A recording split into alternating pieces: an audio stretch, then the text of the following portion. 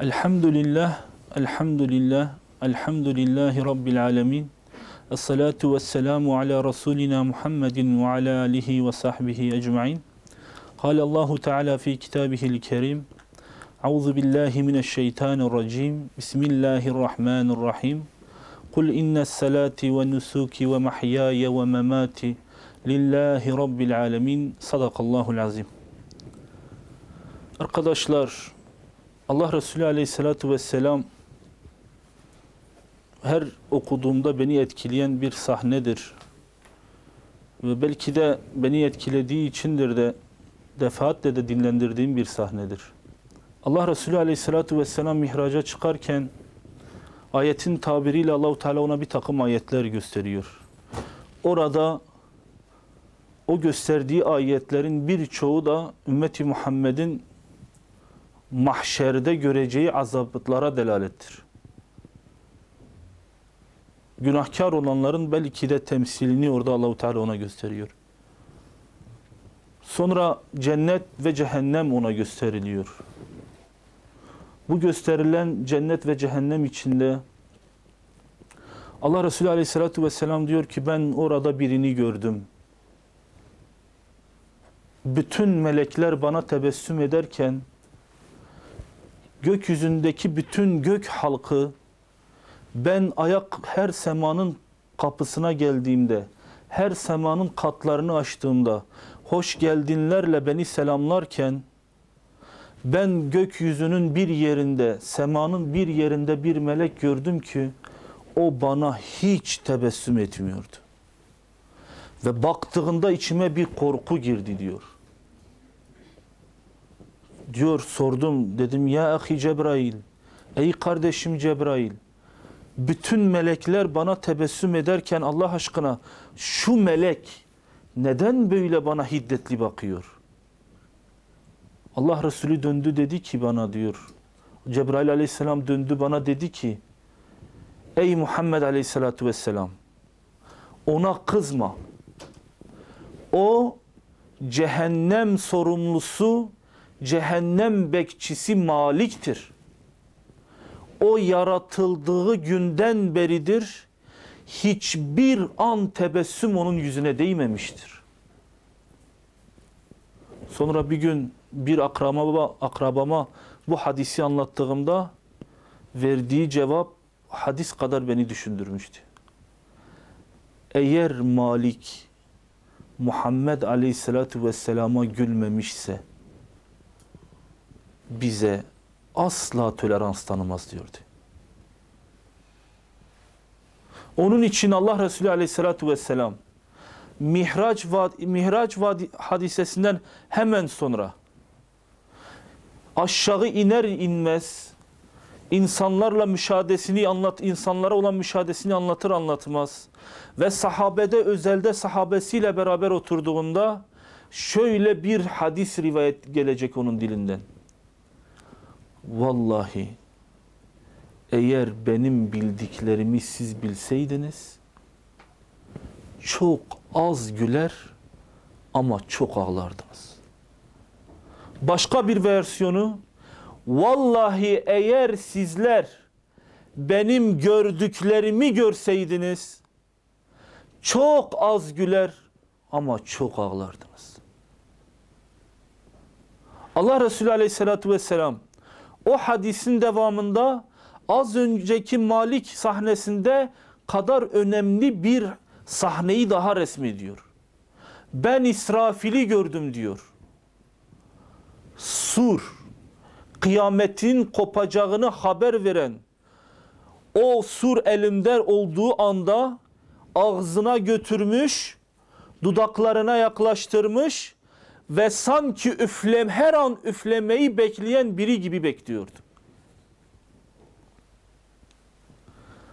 Sanki 2 saniye sonra üfleyecek ve kıyamet kopacakmış gibi ben ona baktığımda gördüm diyor.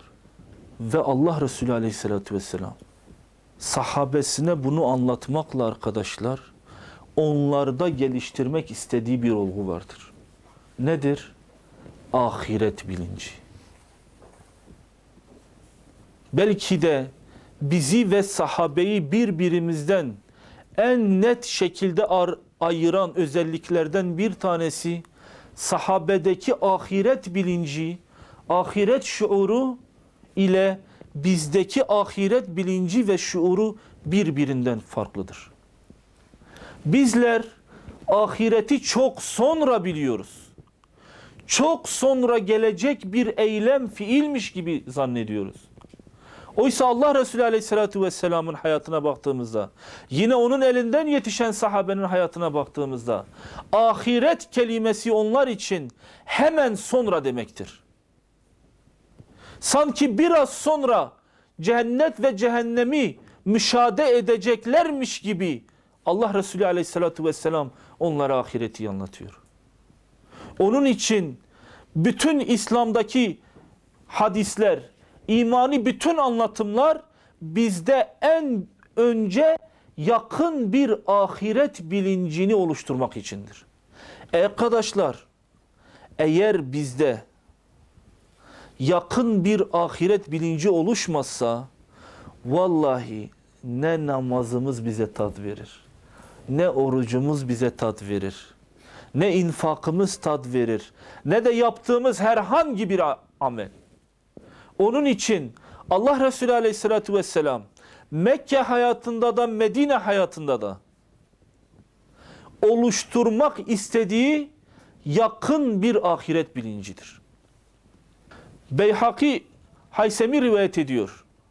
Allah Resulü Aleyhisselatü Vesselam'ın edep bölümünde ve İmam Müslim'in de edep bölümünde, yeminler bölümünde de, farklı yerlerde de buna dair bizim önümüze ahiret bilincini geliştirmek adına çok ciddi hadisler vardır. Mesela Allah Resulü Aleyhisselatü Vesselam Haysemi'de bir hadis rivayet ediyor. Diyor ki, Allah kendisini ihtiyarlara benzeten gençlerden hoşlanır. Allah kendisini ihtiyarlara benzeten gençleri sever. Ve Allah ihtiyar iken, yaşlı iken kendisini gençlere benzeten adamlara da buğz eder. Niye bunu söylesin Allah Resulü? Niye böyle bir hadis rivayet etsin? Söylesin, dilinden dökülsün. Ve sahabe onu bize kadar taşısın. Burada Allah Resulü Aleyhisselatü Vesselam'ın bize ne mesaj vermek istiyor? Bakın diyor. Gençlere dönerek şunu söylüyor. Siz de yaşlılar gibi her an ölecekmiş gibi bir ahiret şuuru oluşsun. Sakın ha şuna kapılmayın. Önümde daha 50 yıllık bir hayat var. Önümde daha 70 yıllık bir hayat var. Hayır. Her an ölecekmiş gibi, her an kabre girecekmiş gibi bir hesaba girin. Onun için ey gençler, eğer sizler yaşlı ihtiyarlar gibi ölümü hemen yanı başınızda bilirseniz, işte o zaman Allah'ın sevdiği birer kul olursunuz. İhtiyarlara ne diyor? Sakın ölümü unutmayın. Darbu meseldir. Derler ki Hazreti Musa çölün bir bölümünden geçerken bir bedeviye rastlar, onun yanında konuk olur. Bedevi hal hatır sorduktan, ikram ettikten sonra Hazreti Musa bakar ki ileride bir deve var, yerinde durmuyor. O deveye sataşıyor, bu tarafa koşuyor, diğer develere sataşıp onları ayağa kaldırıyor. Hazreti Musa çobana soruyor, bu devenin hali nedir böyle? Niye böyle arsızdır? Vallahi diyor bilmiyorum. Bu deveden benim çok çekiyorum. Ne üzerine bindiriyor, ne yük kabul ediyor, ne kervandan uzak duruyor, böyle bela gibi üzerimdedir. Hazreti Musa yanında sütünü içtikten sonra kalkıyor, deveye doğru gidiyor. Adamla hatır istedikten sonra devenin yanına geliyor, kulağına bir şey fısıldıyor gidiyor. Hazreti Musa diyor gidiyor, adam da bilmiyor gelen zat peygamberdir. Sonra bu deve yemekten içmekten kesiliyor. O ağır deve o herkese nefes aldırmayan deve süzülüyor, bir deri bir kemik kalıyor. Öyle oluyor ki artık adam diğer develere 100 kilo yüklüyorsa bu deveye 200 kilo yüklüyor. Diğer develer bir kişi üzerine kabul ediyorsa bu 3 kişi üstüne kabul ediyor. Bir sene sonra Hazreti Musa yine bu adamı görüyor. Bakıyor ki ileride bir deve var. Cılız mı cılız. Böyle bellidir devede farklı bir haleti ruhiye var. Hazreti Musa soruyor. Bu devenin hali nedir? Niye bu deveye yiyecek bir şeyler vermiyorsun? Adam diyor ey yolcu diyor vallahi sen bir de bunu 1 yıl önce görecektin. Ve başlıyor 1 yıl önceki haleti ruhiyesini o adam Hazreti Musa'ya anlatmaya. Hazreti Musa diyor ki ey çoban diyor o sana geçen sene gelen bendim. İşte diyor sen o devenin kulağına ne söyledin bilmiyorum ama sen söyledikten sonra bu deve bu hale girdi. Ben günde 70 defa insanlara söylediğimi bir defa şu deveye söyledim. Ne dedin? Ölüm var. Dikkat et. Bak ölüm var. Deve bu hale giriyor. Bize de söylüyorlar. Hadislerde söylüyor. Ayetlerle söylüyor. İlmen yakin biliyoruz. Mahşer var. Mizan var. Sırat köprüsü var. Hesap var. Cennet ve cehennem var. Tabi bizdendir. Söyleyen biz olduğumuz için belki tesir ve etki uyandırmıyor. Ama bizden gayrı da söyleyen Allah Resulüdür. Allah Azze ve Celle'dir. Bakın sahabede Allah Resulü Aleyhisselatü Vesselam nasıl bir ahiret bilinci oluşturuyor ve nasıl bir ahiret şuuru oluşturuyor? Bir hadisle konumuza başlayalım. Beyhaki rivayet ediyor. Diyor Allah Resulü Aleyhisselatü Vesselam bize Bakara suresinin 24. ayetini okuyordu. Hutbe irad etti bize. Onun Allah Resulü'nün mescidindeydik ve derken bir gün bize hutbeye çıktı. Bir hutbe irad etmeye başladı. Dilinde Bakara suresinin şu mealen okuyacağım şu ayetler döküldü. Bunu yapmazsanız ki elbette yapmayacaksınız. Kafirler için hazırlanan ve yakıtı insanlar ve taşlar olan ateşten korkun diyor. Bunu söyledikten sonra diyor Allah Resulü Aleyhisselatü Vesselam sonra gaybi bir haber verdi. Dedi ki Allahu Teala cehennemi kızarıncaya kadar yaktı. Hani ateş iyice bir tutuşsun diye insan yakar ya. Allah Resulü cehennemi tarif ediyor. Diyor Allahu Teala cehennemi yarattı. Sonra kızarıncaya kadar yaktı. Sonra diyor 1000 yıl daha yaktı. 1000 yıl yakınca yanan alev normal alev renginden çıktı ve bembeyaz oldu diyor. Altına kömürü hani biz ateşi yakmak için kömür veririz ya. Öyle bir yaktı ki alevlerin rengi beyazlaştı diyor. Sonra durmadı Allah Azze ve Celle 1000 yıl daha yaktı. O bembeyaz olan ateş simsiyah oldu diyor. Ve onu günahkar insanlar için hazırladı diyor. Sahabi anlatıyor. Diyor bu hadisi Allah Resulü anlatınca bizim dinlediğimiz gibi bir etkiden ziyade sahabede bambaşka bir etki uyandırıyor. Hemen minberin dibinde bir zenci, Habeşli bir zenci köle hüngür hüngür ağlıyor. Dayanamıyor. Sahabe diyor ki öyle bir ağladı, öyle bir ağladı ki ağlamasından Allah Resulü'nün sesini duyamıyorduk. Titriyordu, adamın içi titriyordu. Korkuyordu, sanki ateş yanı başındadır, elini uzatsa ateş onu yakacakmış gibi. Biz artık dedik ki ya bu adam biraz sussun da Allah Resulü'nü dinleyelim. Bu adam öyle bir ağladı ki diyor, Cebrail gelmek zorunda kaldı. Bu ağlayış üzerine. Ve daha Allah Resulü hutbedeyken Cebrail geliyor onun yanına. Ey Muhammed Aleyhisselatü Vesselam, Allah Azze ve Celle bildiği halde soruyor. Şu ağlayan kimdir? Allah Resulü Aleyhisselatü Vesselam cevap veriyor. Şu adam Habeşli bir köledir ey Cebrail. Ve çok muttaki ve zahid bir adamdır. Ve şu adam az önce Allah'ın ayetlerini okudum. Allah'ın kabirde, mahşerde hazırladığı cehennemin vasıflarını söyledim.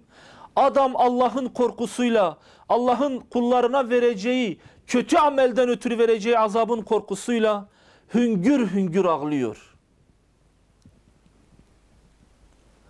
Cebrail aleyhisselam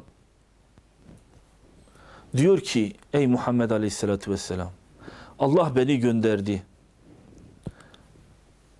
Dedi ki İzzet ve celalime ve arşın üzerindeki makamımın hakkı üzere yemin ederim ki kim bu dünyada benim korkumdan bir damla gözyaşı dökerse ben o kulu cennette çok güldürürüm.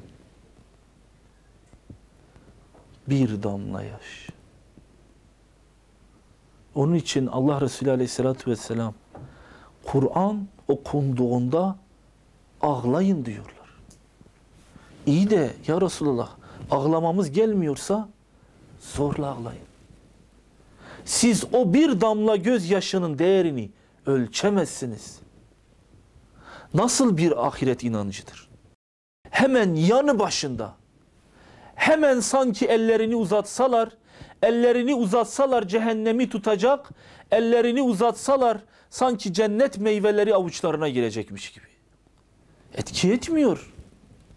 Bizde o ahiret şuuru olmadığı için ve yakin ahiret şuuru olmadığı için işte o etki bizde uyanmıyor. Sahabedeki ahiret inancı nasıl bir ahiret inancıdır? Sanki görüyormuş gibi imandır. Hazreti Ali'ye nispet edilen sözde ne diyor Hazreti Ali? Vallahi diyor, eğer gözlerimin önündeki şu perde kalksa da ve ben şu gözlerle gök ehlini temaşa etsem, cennet ve cehennemi görsem, melekler önümde gidip gelse, vallahi imanımdan zerre kadar ne artma ne eksiltme olur. Ben zaten onu görüyormuşçasına iman ediyorum. İman dediğiniz budur. Ahiret şuuru böyle kazanılır.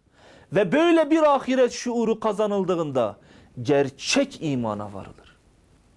Hani bazıları diyor ya, hocam diyor geçenlerde de oldu, işte Mekke'nin orasında bir ışık vardı.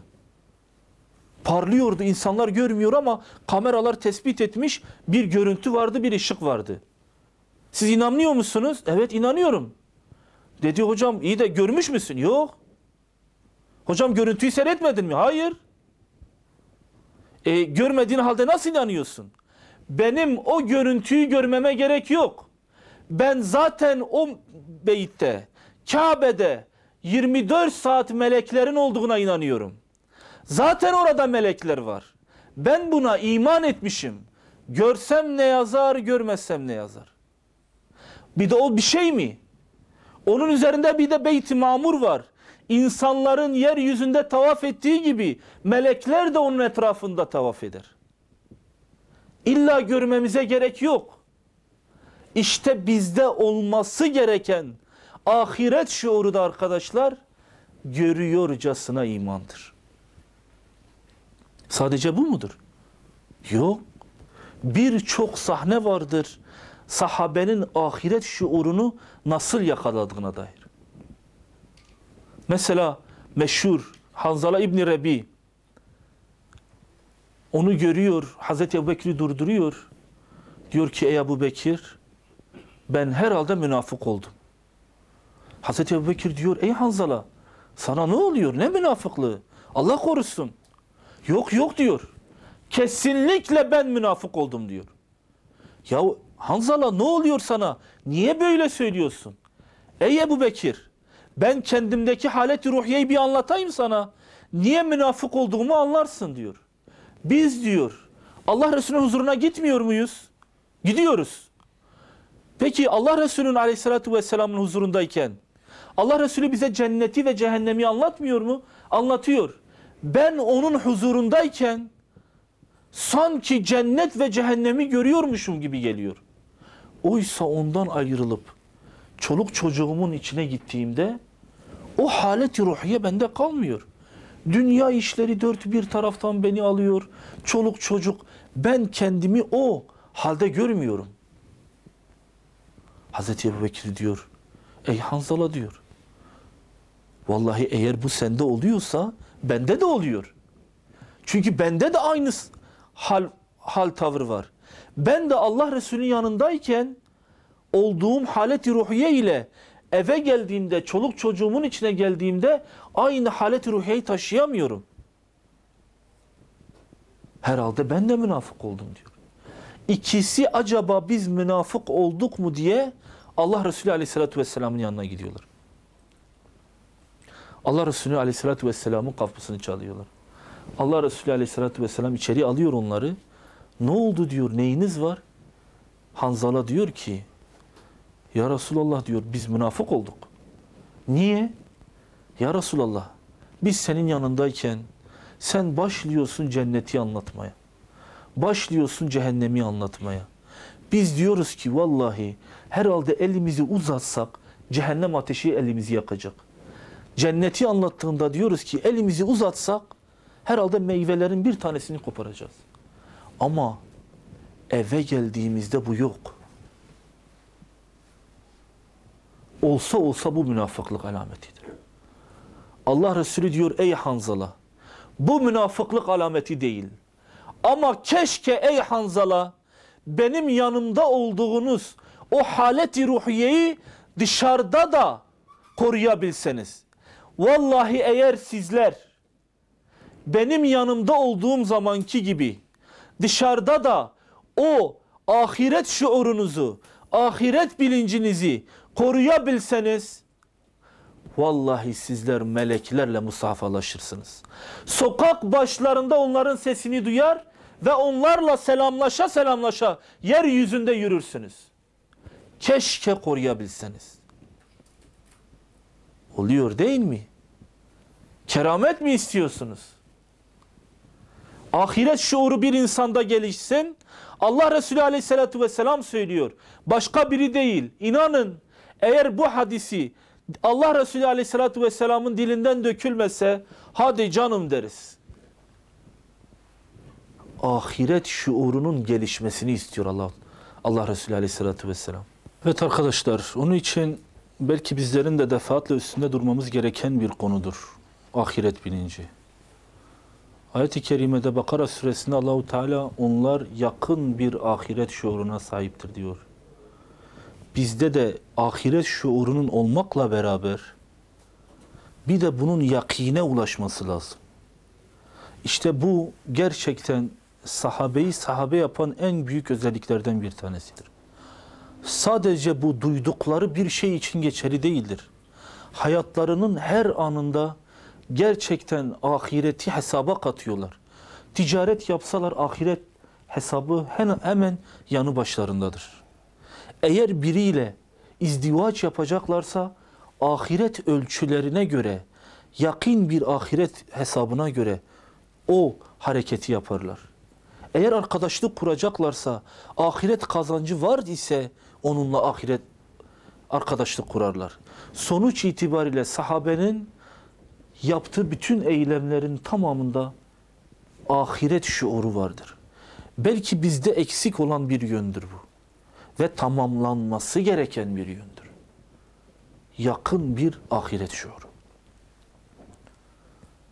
Ebu Mesud el-Ensari, Allah kendisinden razı olsun. İmam Müslim'in sahihinde yeminler bölümünde bir rivayeti vardır. Diyordu ki bir gün benim kölem benim hoşuma gitmeyen bir şey yaptı. Köledir bu. Medine'dedir Allah Resulü o dönem. Ve Ebu Mesud da yeni Müslüman olmuş Ve Müslümanlığı da güzel bir insandır. Hurma ağaçlarının altındayken bir şekilde kölesi onun hoşuna gitmeyeceği bir hareket yapıyor. O bunu yapar yapmaz diyor. Kırbaçı elime aldım. Sen misin bu hareketi yapan?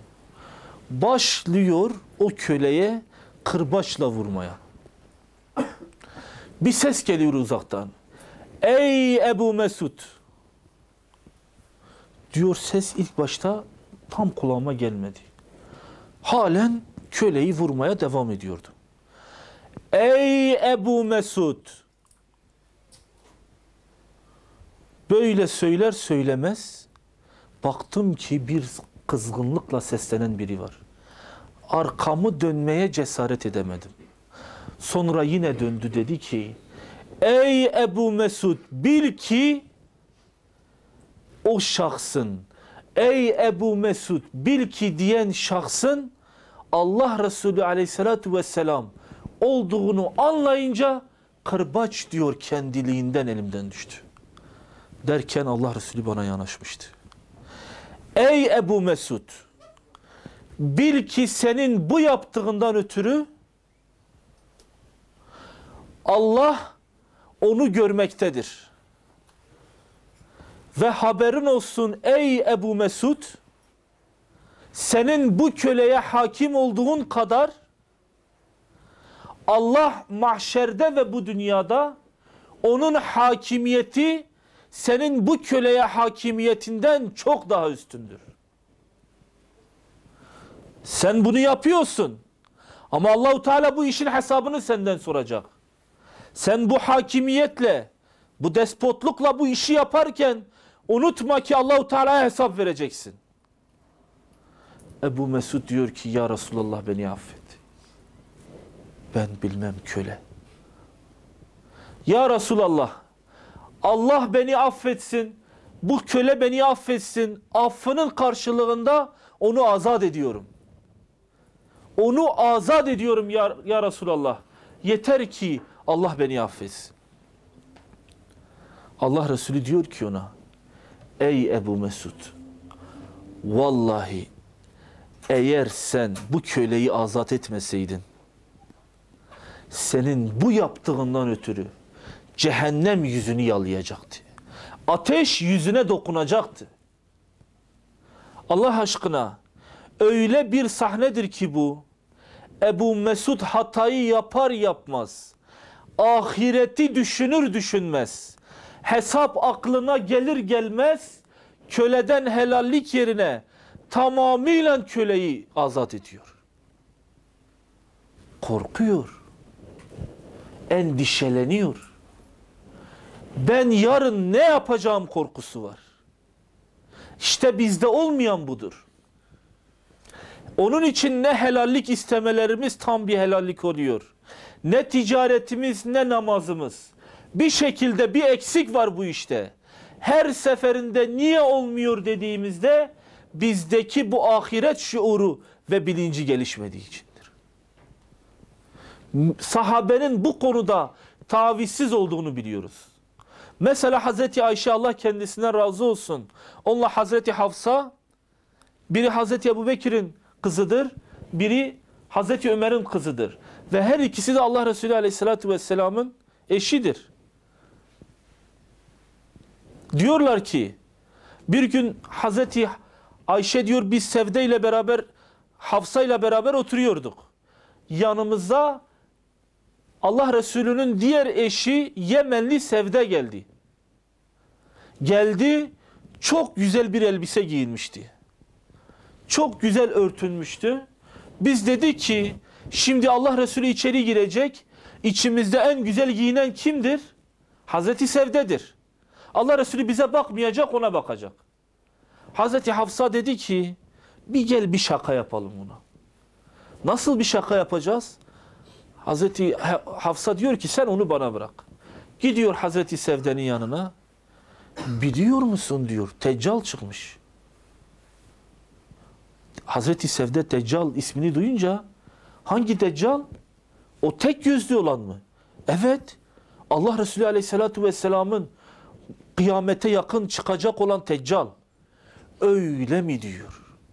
Bunu duyar duymaz.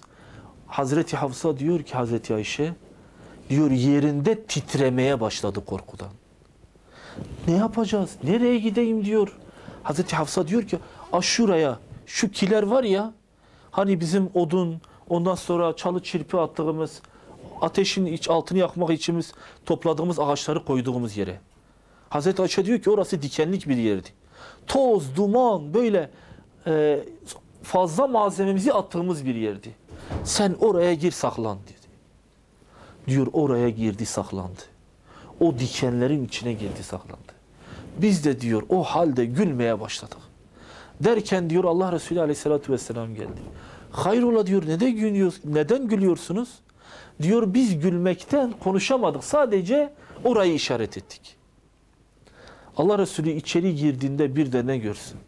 Sevde içeride, o çalı çirpinin içinde, perişan bir vaziyette, toprağa toza bulanmış ve sonra korkudan titriyor. Allah Resulü Aleyhisselatü Vesselam, ey Sevde ne işin var burada diyor. Ya Resulallah Deccal çıkmış diyor. Allah Resulü onu çıkarıyor oradan, üstünü başını temizliyor. Arkadaşlar, yüzlerce ayet var kıyameti anlatan. Vallahi yüzlerce. Bütün hadis kaynaklarında kıyamet alametleri anlatan hadisler var. Bir tane olsa belki görmemiş olabiliriz. İnanın ben yüzlerce diyorum, belki binlercedir. Ve hepsi de şu anda olduğumuz dönemin ahir zaman olduğunu bize haber veriyor.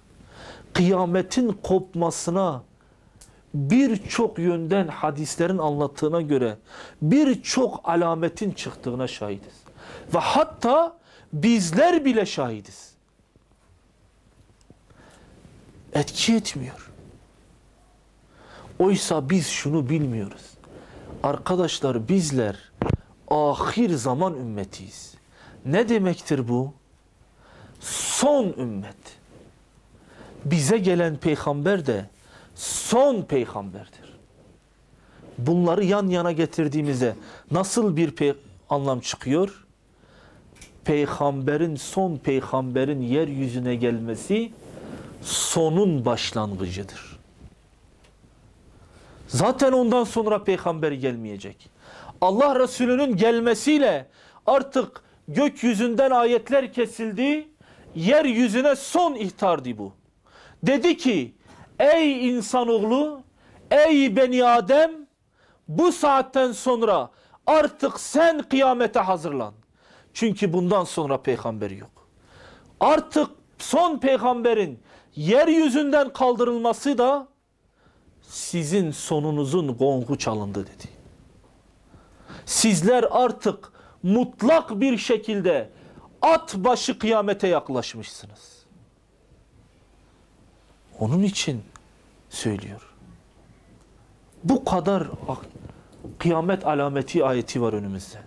Ve bizler artık bu asırda inanın ilimle beraber her şekilde mahşerin, hesabın ve kitabın, cennet ve cehennemin mutlak bir şekilde kurulacağını, mahşerde hesap sorulacağını en ince teferruatına kadar hepimiz artık şahidiz. Ve artık herkesin dilinde ortak bir şekilde söylediği şu cümle vardır. Yahu kıyamet de kopsa artık kurtulsak.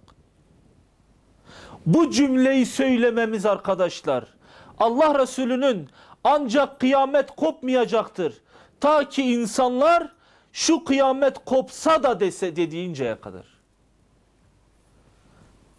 İşte arkadaşlar biz öyle bir dönemde yaşıyoruz. Onun için ne söylüyoruz? O yakın ahiret bilinci bizde gelişmiyor. Ama gelişmek zorundadır. Ve geliştirtmek zorundayız arkadaşlar. Kaçarı yok. Herkes dalından düşen bir yaprak gibidir şu anda. Yere ulaşacak. Hazreti Osman, Allah kendisine razı olsun, Bir kabrin önünden geçiyor. Sonra birden duruyor. Yanındakiler halifenin durduğunu görünce acaba bir şey mi oldu diyor. Niye halife durdu? Hazreti Osman o kabire endeksleniyor, odaklanıyor. Sert bir şekilde kabre bakıyor. Sonra diyor ki ben Resulullah Aleyhisselatü Vesselam'ın şöyle söylediğini durdum. İnsanoğlu kabirden daha dehşetli bir manzara görmemiştir. Ve orada hüngür hüngür ağlamaya başladı diyor. Nedir arkadaşlar onlar yakaladı? Hazreti Ömer Allah kendisinden razı olsun. Tur suresinin 7. ve 8. ayeti okunduğunda Rabbinin azabı mutlak bir şekilde gerçekleşecek. Ona mali olacak hiçbir şey yoktur diyor. Rabbinin azabı mutlak bir şekilde gerçekleşecek. Ve ona mani olacak hiçbir şey yoktur ayetini duyduğunda 30 gün evden çıkamıyor. Sarsılıyor. Titriyor. Hasta düşüyor. Niye? Birçok sahabenin söylediği ölüm temennileri içinde ne var biliyor musunuz? Keşke toprak olsaydık. Keşke annemiz bizi doğurmasaydı. Keşke bu dünyaya gözümüzü bir insan olarak açmasaydık. Keşke evimizde babamızın evine misafir olarak gelen insanların önünde kesilmiş bir koyun olsaydık, bir tavuk olsaydık. Keşke şu azabı, şu bildiklerimizi, şu önümüze gelecek olan hesabı bilmeseydik. Hani cehennemlikler diyor ya, İn kuntum turaba. Keşke toprak olsaydık. Hadis diyor ki, insanoğlunun yeryüzünde en pişman olduğu sahne hangi sahnedir biliyor musunuz? Hem bu dünyada hem ahirette. Mahşer kurulacak, cennetlikler ve cehennemlikler belli olacak. Artık bundan sonra bir çıkış kapısı yoktur. Cennetlikler tabiri caizse keplerini havaya atacaklar. Sevinçten akrabaları birbirine kavuşacak. İşte bakın yeryüzünde biz böyle iyilikler yaptık.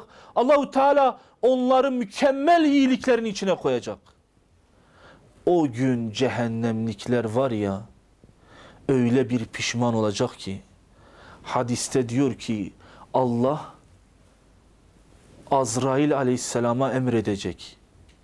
Git ölümü getir diyecek. Ölümü getir. Bir tarafta cennetlikler, bir tarafta cehennemlikler. Cennettekiler ağza kadar dolmuş, cehennemdekiler ağza kadar dolmuş. Her iki sınıfın ortasına getirecek. Ölüm denen şey diyor, kurbanlık bir koç gibi o iki kısmın ortasına gelecek ve Allah Azrail'e diyecek ki ölümü öldür. Ölümü öldür. İşte insanların en çok nedamet duyduğu, en çok pişman olduğu sahne odur. Çünkü artık ölüm de yoktur. Ölüm bir kurtuluştur. O gün ölüm de yoktur diyor. Allah Resulü niye anlatsın bu hadisleri? Niye korkutsun? Yetişsin sizde ahiret şuuru yetişsin. Fidan olarak kalmasın. En ufak bir rüzgarda sarsılan, yapraklarını döken bir ağaç gibi olmasın. Dimdik olsun. Koca bir çınar gibi olsun ve o ahiret bilinci sizi çepeçevre kuşatsın. Ancak o zaman gerçek anlamda, kamil anlamda bir ahiret şuuru size gelişir. Allah Resulü Aleyhisselatü Vesselam sahabeyi böyle yetiştiriyor. Bakın Uhud Savaşı'ndan 4 ay sonra bir Maune hadisesi gerçekleşiyor. Allah Resulü Aleyhisselatü Vesselam yakın kabilelerden bir zat geliyor Allah Resulü Aleyhisselatü Vesselam'a İslam'ın mahiyetini öğrenmeye. Allah Resulü Ebu Bera'dır bu adamın ismi. Allah Resulü ona İslam'ı anlatıyor. Biraz da hızlı geçeyim. İslam'ı anlatıyor ona ama şiddet bir kafir olarak da kalmıyor. Ya Resulallah bana mühlet ver düşüneyim diyor. Bir de diyor ya Resulallah yakınımda kabile var. Bir kabile var. Ben o kabileye de benimle beraber İslam'ı anlatacak birilerini gönder. Allah Resulü diyor ey Ebu Bera ben oraya tebliğçi niyetiyle sahabelerimi göndermeyeyim. Necid halkı onları öldürür. Ya Resulallah diyor. Ey Muhammed Aleyhisselatü Vesselam sen onları gönder diyor. Onları ben kendi himayeme alıyorum. Gideceğim tek tek dolaşacağım ve senin göndereceğin o elçileri kendi himayeme aldığımı Necid halkına da ve diğer kabilelere de söyleyeceğim diyor. Allah Resulü Aleyhisselatü Vesselam ona itibar ediyor ve onun gittikten sonra 40 kişilik olduğunu söyleyen var, 30 kişilik olduğunu söyleyen var, 70 kişilik olduğunu söyleyen var ve Ashab-ı Suffa'dan yani yanı başında yetiştirdiği ve 24 saat işleri güçleri ahiret işi olan bu adamları Ebu Bera'nın sözünü yere getirmek için elçi olarak o kabilelere gönderiyor. 40 kişi geliyorlar. Biri Maune kuyusunun üzerinde istirahatgah için çadırlarını açıyorlar. Sonra yakın kabile olan bir kabileye de elçi gönderiyorlar. Enes bin Malik diyor. Giden elçi de diyor benim dayımdı. Haram bin Milhan. Diyor ki dayım gitti diyor. Elçilere dedi ki elçi olarak gittiğinde kabileye dedi ki izin verin beni Muhammed Aleyhisselatü Vesselam size elçi olarak gönderdi. Size söyleyeceklerim var. İzin veriyor musunuz geleyim? Dediler ki buyur gel. Yanlarına gittiğinde onlara dedi ki beni Muhammed Aleyhisselatü Vesselam Allah'ın emriyle size gönderdi. Dedi ki ey Necid halkı la ilahe illallah Muhammedun Resulullah deyin. Cehennem azabından kurtulun. Dünya selametine erin. Bu sözler söyler söylemez Haram bin Milhan diyor mektubu da adama uzatıyor. Mektubu adam alır almaz hiç Allah Resulü'nün mektubunu okumadan Haram bin Milhan'ın önünde mektubu yırtıyor. Ve yanındaki bir adama da işaret ediyor. Yanındaki bir adama da işaret ediyor.